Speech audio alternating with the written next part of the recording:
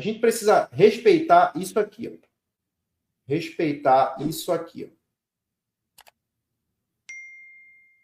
É isso aqui que a gente precisa respeitar. Beleza? Como assim, gente? Você precisa respeitar isso aqui é o quê? Isso aqui, pessoal, é uma escada. E nessa escada, a gente precisa... Aqui está o básico.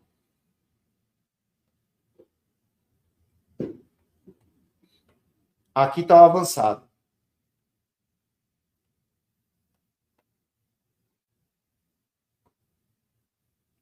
Certo? O que a galera faz? A galera pula daqui para cá sem passar por aqui, ó. Certo? Porque muitas vezes essa escada é cansativa. Muitas vezes essa escada, para que você chegue no avançado aqui, ó, é complicado chegar. Porque a galera quer simplesmente sair do básico de uma forma bem rápida para ir para o avançado. Nesse caminho aqui, nesse percurso que você vai ter aqui, ó, pelo básico, até chegar ao avançado, você vai se preparar para conseguir chegar aqui, ó, tirando onda. Você vai chegar no avançado tirando onda. O cara que sai do básico, que pula para o avançado, sem respeitar as escadas, o que o cara faz? Simplesmente o cara chega no avançado totalmente despreparado. Aí o que o cara faz? O cara compra um osciloscópio, mas não sabe usar, não usa o osciloscópio na bancada, não usa. Conheço muitos técnicos, muito técnico, que tem osciloscópio na bancada e não usa. Na live aqui, quem está na live aqui tem osciloscópio e não usa. Alguém pode dizer aí? O cara tem um osciloscópio na bancada, não usa. Por que ele não usa, pessoal? Simplesmente porque ele não tem o básico. Certo? Por que você pega um aparelho com falha de inicialização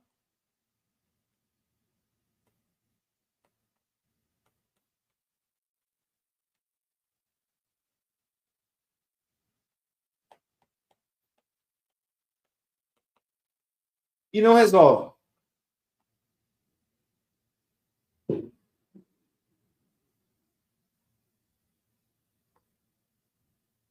Porque você não tem um básico. Entendeu? Por que você compra um short killer, por exemplo, e você não usa o short killer? Está lá parado na sua bancada. Porque você só conhece o básico.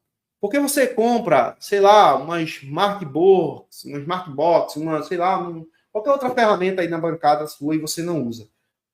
Muitas vezes é porque a ferramenta realmente não tem utilidade. Isso acontece.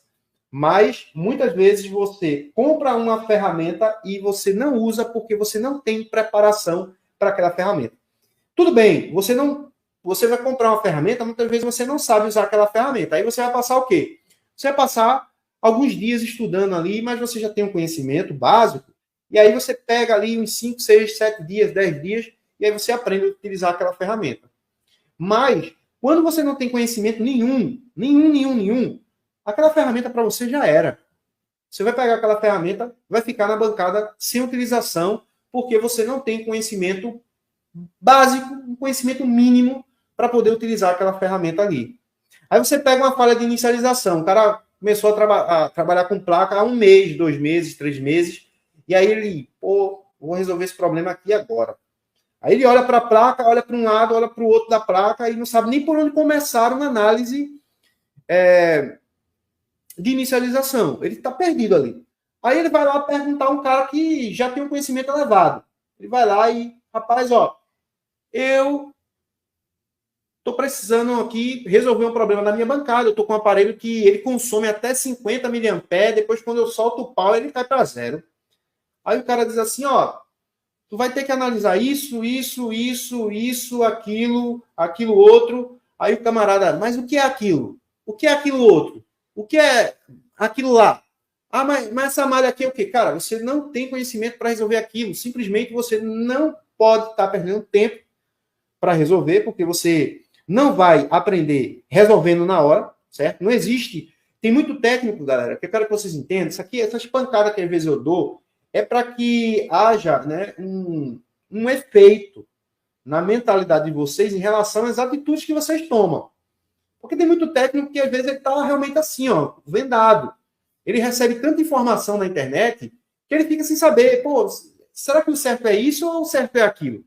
Será que o caminho é por aqui ou o caminho é por lá?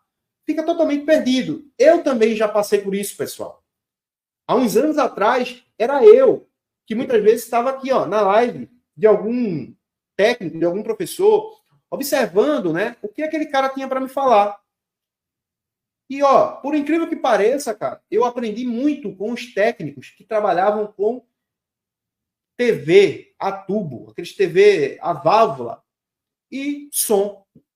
Cara tranquilo, paciente, já mais de 50 anos na profissão. E os caras diziam, cara, volta pro básico, irmão. Tu não conseguiu chegar ainda no intermediário. Por que tu tá querendo ir para avançado, cara? O que tu tá fazendo aqui? Volta lá no básico, ó, e estrutura o básico. Aí aquilo que eu falei no vídeo de ontem. Galera, como é que o engenheiro ele vai? O básico vem de base. Certo? O básico vem de base. Eu vou construir um prédio aqui de 30 andares. 30 andares. Como é que eu vou conseguir construir esse prédio de 30 andares e ele ficar seguro se a minha base aqui, ó, não está bem estruturada? Imagina se o engenheiro, ele calcula muito bem tudo que vai precisar no prédio, tudo que vai ser feito aqui, tudo que vai ser feito para lá, como é que vai ser a parte elétrica do prédio. Ele estuda pra caramba essa parte de cima aqui, ó. Mas ele não estuda nada da parte de baixo, que é quem trabalhou em construção civil aí. Eu já trabalhei, pessoal. A base é para matar os trabalhadores que trabalham lá, velho. Quem trabalhou aí em construção civil sabe como é construir a base de um prédio. Eu já trabalhei em fundação de prédio. Eu vi como é a situação ali. A parte que se mais trabalha é a parte da base. A gente cavava buracos enormes lá. O trator descia dentro do buraco com a gente para estar tirando o barro para fora. Era colunas gigantescas de concreto ali. Cada ferro dessa grossura, bem grossão mesmo. Nem lembro que ferro era aquele que usava lá.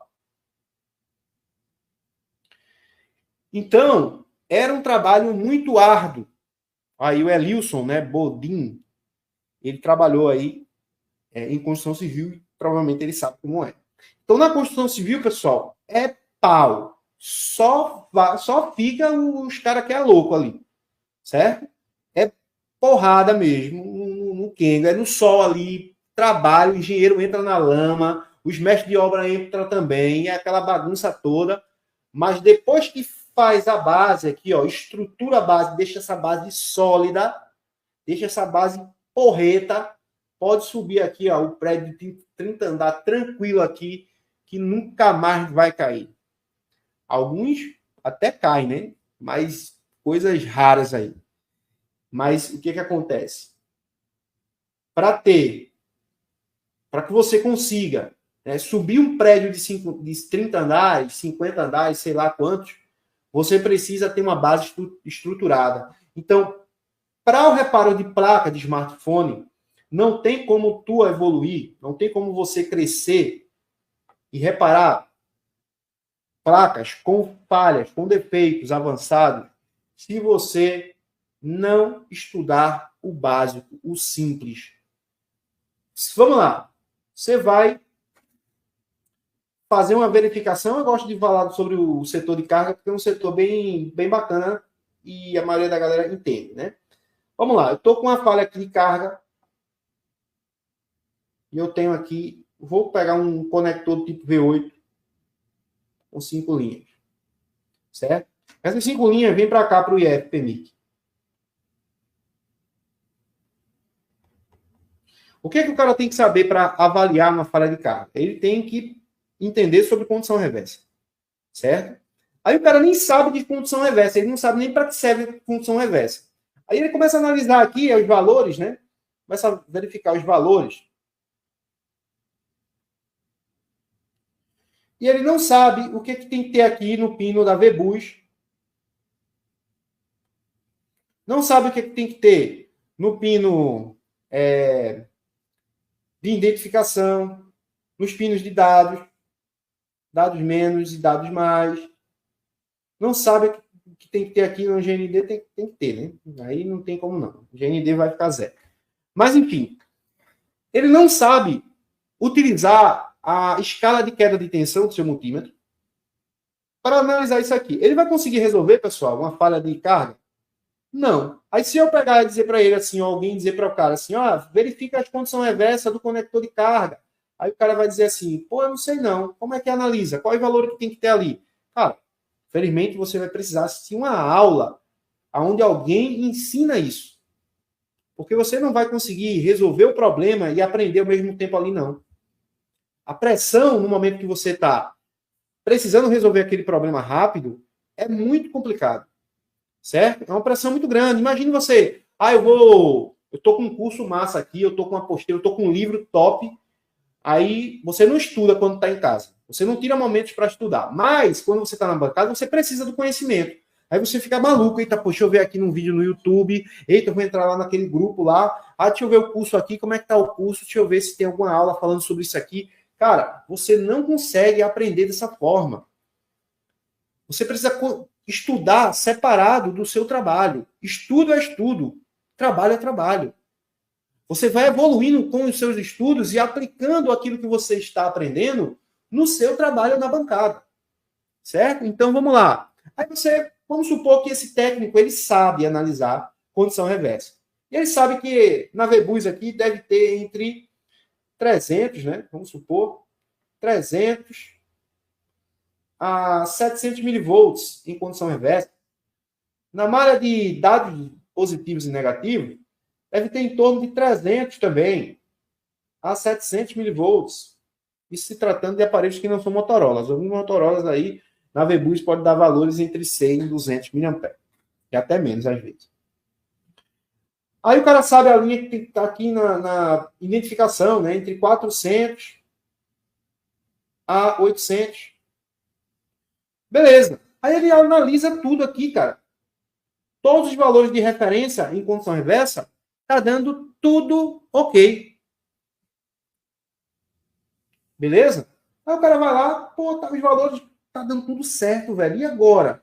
O que eu devo fazer? Aí é onde a gente vai falar sobre o avançado. Preste atenção agora aí para a galera que ficou até agora na live, certo? Vamos falar do avançado aqui. Aí o cara tem aqui, ó, o IFPMIC, que é o componente principal que faz o chaveamento, certo? Ele faz o chaveamento, ele é o switchador. O cara que vai mandar atenção para a bateria e, ao mesmo tempo que ele está mandando atenção para a bateria, ele mantém o aparelho ligado através da alimentação da malha VPH PWR.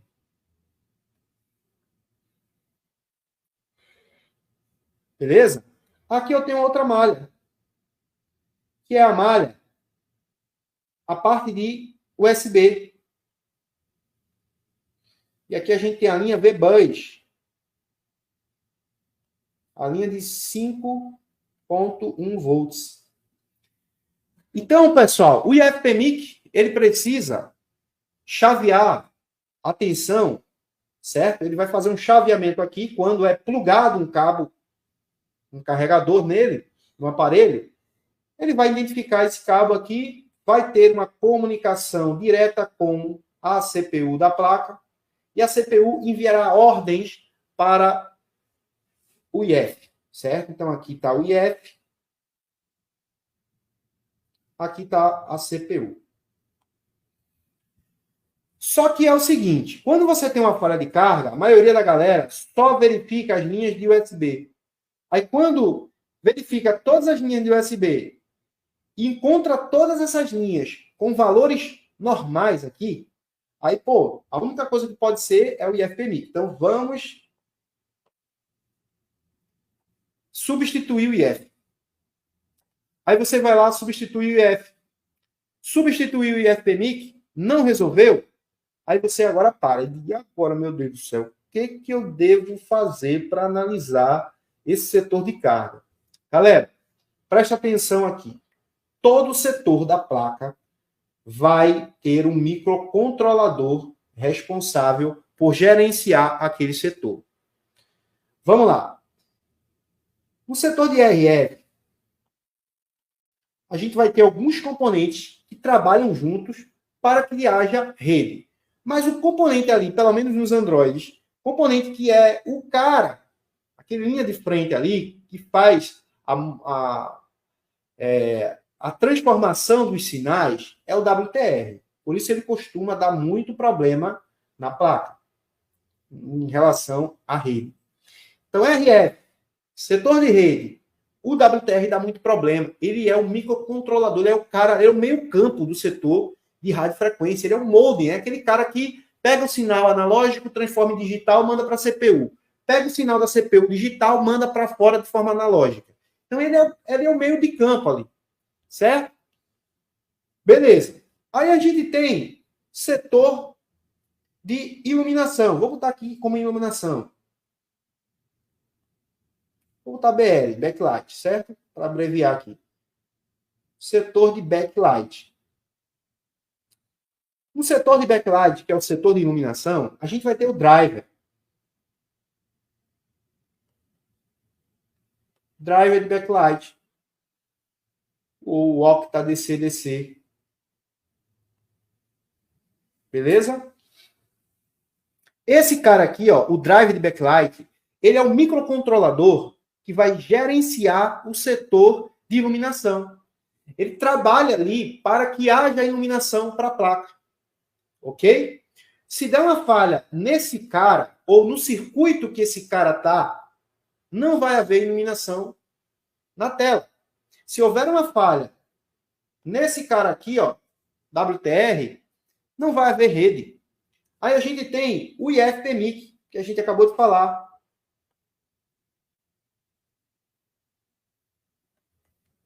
O IFPMIC, ele é o Front Interface, certo?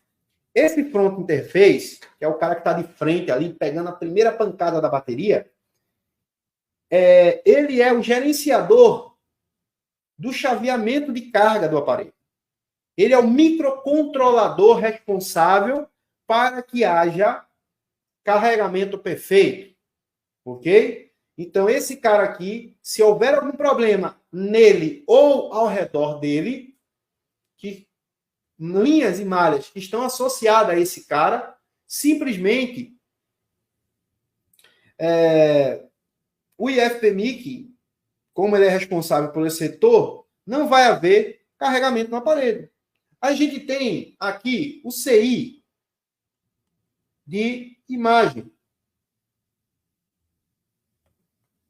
O CI de imagem, galera, ele é o cara responsável por gerenciar as alimentações da parte de imagem. Certo que a imagem não vem apenas pelo circuito integrado. A gente chama CI de imagem, mas, na verdade, quem gera as imagens são o bloco de GPU da CPU. Mas a gente conhece como sendo CI de imagem. Esse cara aqui, ele gera tensões de 5 volts positivo, 5 volts negativo, que é as tensões para os pixels acenderem. Beleza? Se esse cara aqui, ele tem um problema, logo a placa não irá mostrar imagem. Beleza? Eu tenho também na minha placa o WCN. O WCN, ele é o CI de Wi-Fi. Se esse cara aqui der algum problema ou algum componente ao redor dele que está interligado a ele der algum problema, o Wi-Fi do aparelho não vai funcionar. Beleza? Um outro cara aqui, o WCD. O WCD, pessoal, é o nosso codec de áudio. O codec de áudio da placa, se alguma coisa acontecer com esse cara, a gente não vai ter áudio. Isso pode paralisar todos os áudios da placa, como pode parar um determinado setor de áudio, parte de microfone, parte de receiver, microfone principal, microfone secundário, o áudio de earmic, que é aquele fone de ouvido. Temos o áudio de receiver, que é aquele fonezinho que você fala ali na ligação. E temos o speaker, que é o alto-falante. Então, quando temos problemas no codec, podem nos apresentar diversos tipos de falha de áudio. A gente também tem os amplificadores operacional de áudio, os conhecidos aí PA. PA de áudio e PA de RF. Esses caras aqui são responsáveis por mandar a potência, né, de uma forma bem mais elevada para a torre, no caso aí dos PAs de radiofrequência. Os PAs de áudio, ele amplifica o sinal que vem do WCD, do codec de áudio, né, ou da própria CPU, e eleva, né, esse sinal de áudio para que possa ser reproduzido nos alto-falantes. Então perceba a quantidade. Isso aqui tem vários outros componentes da placa. A gente vai ter CI de GPS, CI de NFC e vários outros circuitos integrados na placa. Então, pessoal, escrevi tudo isso aqui para dizer para você o seguinte. O som está alto. Está alto o som? Está incomodando, né? Se estiver incomodando, eu baixo mais um pouco aqui o microfone. Mas vamos lá. Esses componentes aqui, galera, todos esses caras aqui, eles são controlados pela CPU. Beleza? Através de um barramento.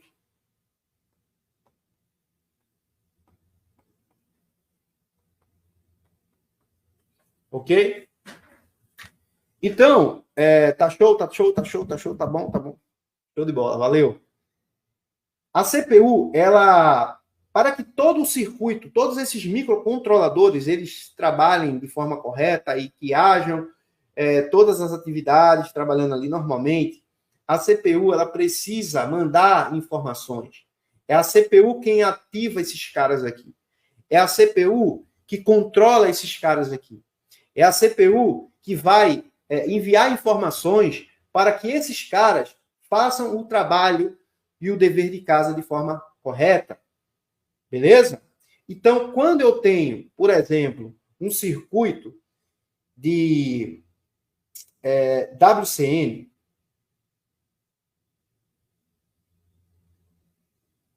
quando eu tenho um circuito de WCN, logo eu tenho que entender que esse circuito integrado, ele não trabalha sozinho. Não é apenas uma alimentação que vai chegar nele e simplesmente ele vai acionar por conta que chegou uma alimentação nele. Beleza? Então, entendam o seguinte, se a gente tem para todo o setor da placa, a gente tem um componente que controla, que vai falar ali com o mundo externo, por quê? Porque a CPU, a nossa UCP, Unidade Central de Processamento, ela só trabalha digital. Beleza? Então, ela precisa de mãos para poderem fazer as atividades. É igual ao nosso cérebro. Quem é que governa nosso corpo, pessoal? É o nosso cérebro. Certo? O nosso cérebro, ele faz com que a gente consiga enxergar, ele faz com que a gente consiga se movimentar. Todas as nossas atividades, primeiramente, começam no cérebro. As nossas mãos são os dispositivos, certo? Para se conectar com o mundo externo, ao qual o cérebro ele não pode sair da cabeça e vir aqui e fazer atividade para o corpo. Ele utiliza o corpo para fazer as atividades. Então, a CPU ela é o cérebro da placa. É a CPU que é responsável por tudo que acontece na placa de smartphone. Ela precisa de feedbacks. Ela precisa de comunicações. Ela precisa estar frequentemente fazendo perguntas aos componentes, entendendo o que está se passando naquele setor ali, para que, através das informações que esses circuitos integrados estão passando para a CPU, ela possa tomar as decisões e começar a controlar aquele determinado setor.